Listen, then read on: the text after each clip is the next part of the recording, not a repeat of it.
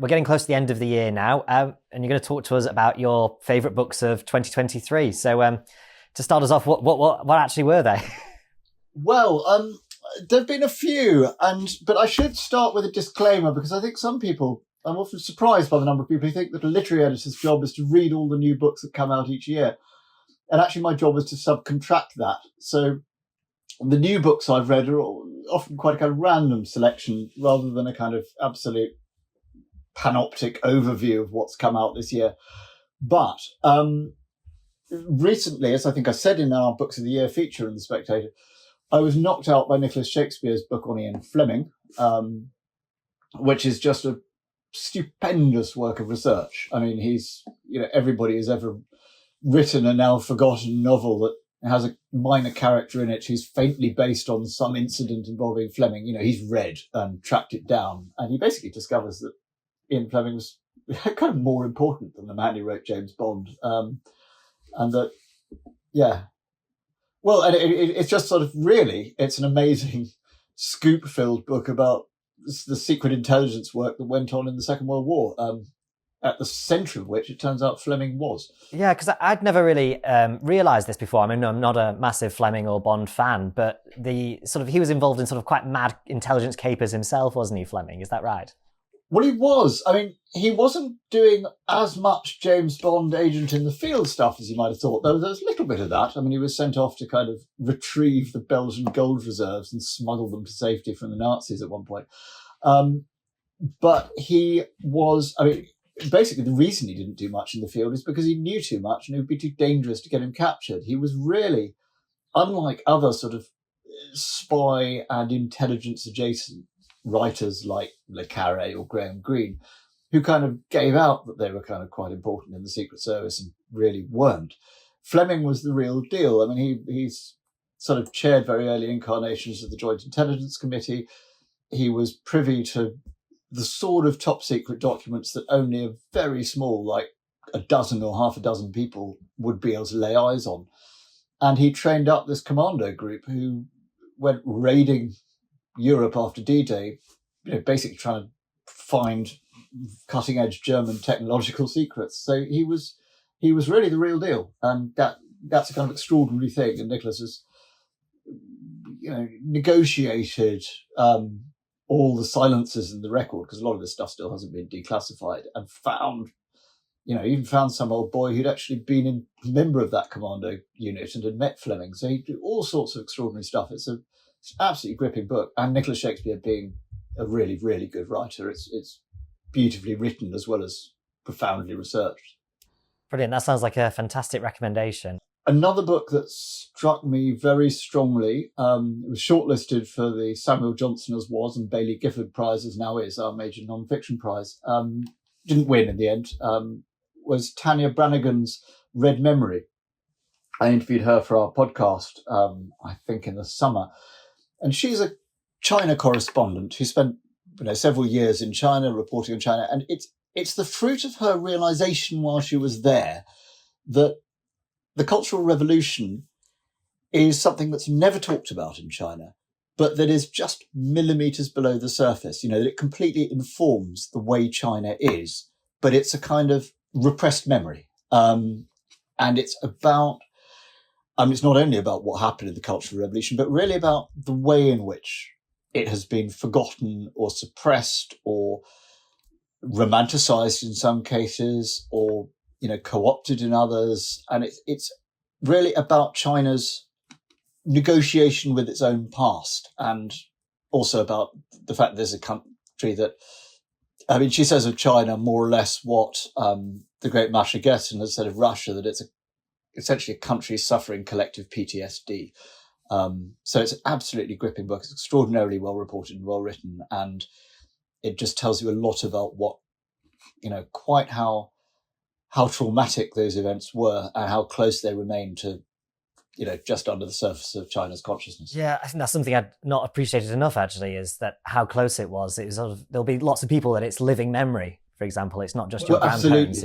Absolutely that. And some of them weirdly, because as you probably know, the Cultural Revolution basically involved a complete inversion of all the traditional Confucian setup in China, where older people were respected and tradition was respected.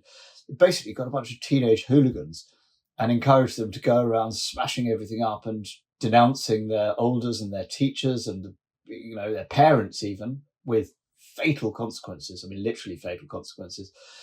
And yet, a lot of the veterans of this, those teenagers who've now grown up, some of them remember it kind of fondly because A, it was exciting, and B, it was kind of like this weird, think of those American spring break movies, only with murder. They were all sent off to roam around the countryside on exciting train, special trains were laid on, and they'd go all over the place, basically having riots. But they look back on it with some fondness. It was, they got to travel, they got to see places they hadn't seen, and they got to, have teachers put to death. So, very, very, very weird. You mentioned another spy novel as well, I believe, one of the Mick. Oh, well, there was another spy novel. Sorry, I didn't mind spy novels. Not saying, Bond is a spy novel, was spy novels, but that book was a book about the biography of the creator of Bond.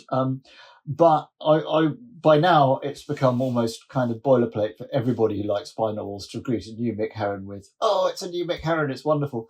But Mick Herron really is bliss. The new one is called The Secret Hours.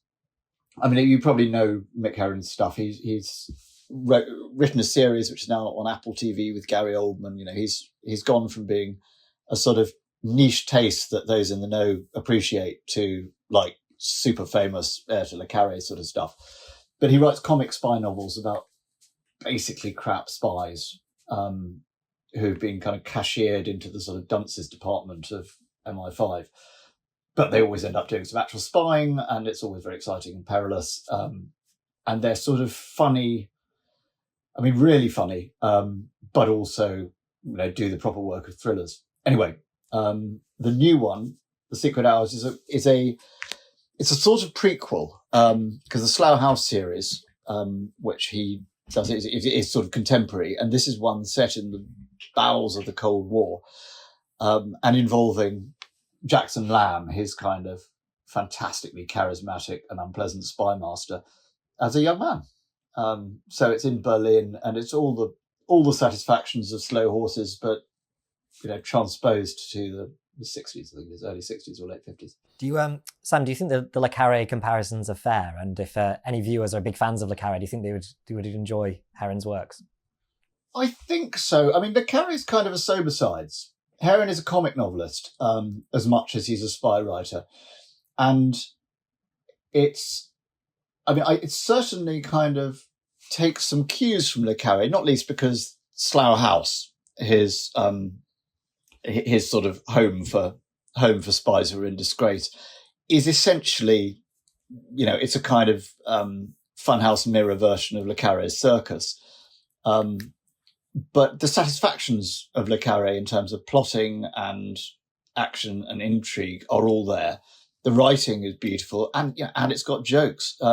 So I think it's got everything a Le Carré fan could hope for and a bit more. He's also, it should be said, he's not a Le Carré imitator or copyist. He's as influenced by Len Deighton, I'd have thought, as Le Carré. But again, Len Deighton and Le Carré, neither of them did jokes in quite the same way. So he's the full package. He's a great thing, Mick Herron. Oh, very good. And tell us about your last book. Only to make myself sound clever is Carlo Rovelli's Anaximander and the Nature of Science, which the book came out right at the beginning of the year, and I was lucky enough to have Carlo Rovelli in to talk about it. Rovelli, as probably our viewers will know, is he's a theoretical physicist of quite some distinction. He works on something called loop quantum gravity, which I still haven't the faintest idea what that is. But he's sort of at the top of the range of that great generation of, hinky quantum physics explainers to those of us who cannot do the extremely hard sums that it involves. And so he kind of made his name with this thing called 7 Brief Lessons in Physics, which was a kind of collection of short lectures, which would just explain to you, some aspect of the absolutely wibbly-wobbly world of quantum theory.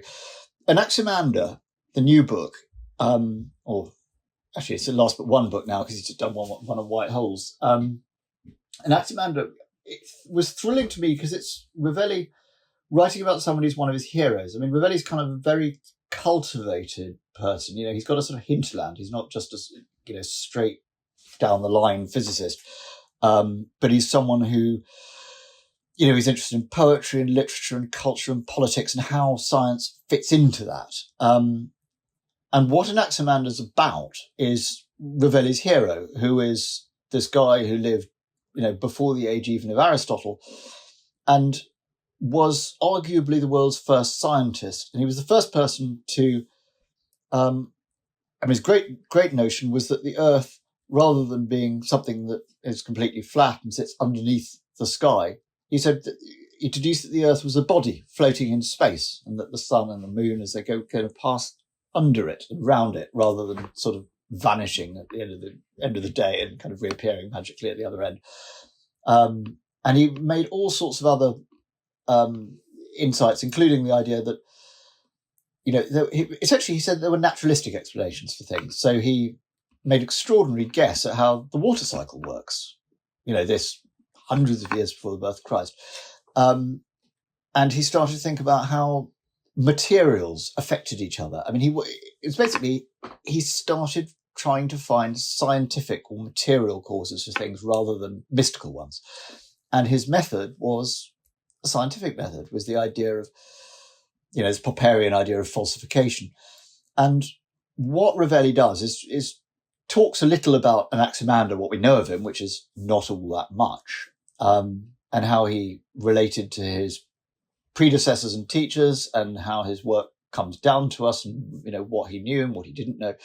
But it's not so much what Anaximander discovered that Rovelli's excited by. It's the way he was thinking, and the way he was thinking was essentially completely new. And Rovelli then, with great grace and elegance, as you'd expect from a writer of his caliber, sort of talks about how those discoveries and that way of thinking resonate through subsequent history, and how the scientific method, why the scientific method matters and the effects it's had on the world we live in. And it's an extraordinarily intellectually thrilling book, I have to say. Does he feel that Anaximander has the kind of same kind of scientific method today, or does he feel like it's been distorted, or do you feel like it was a very sort of primitive version of that, do you think? Well, I think in the very broadest sense he does. I mean, what he sort of says is, like, it doesn't matter that Anaximander thought, the Earth was a cylinder, or that he, got this and that wrong.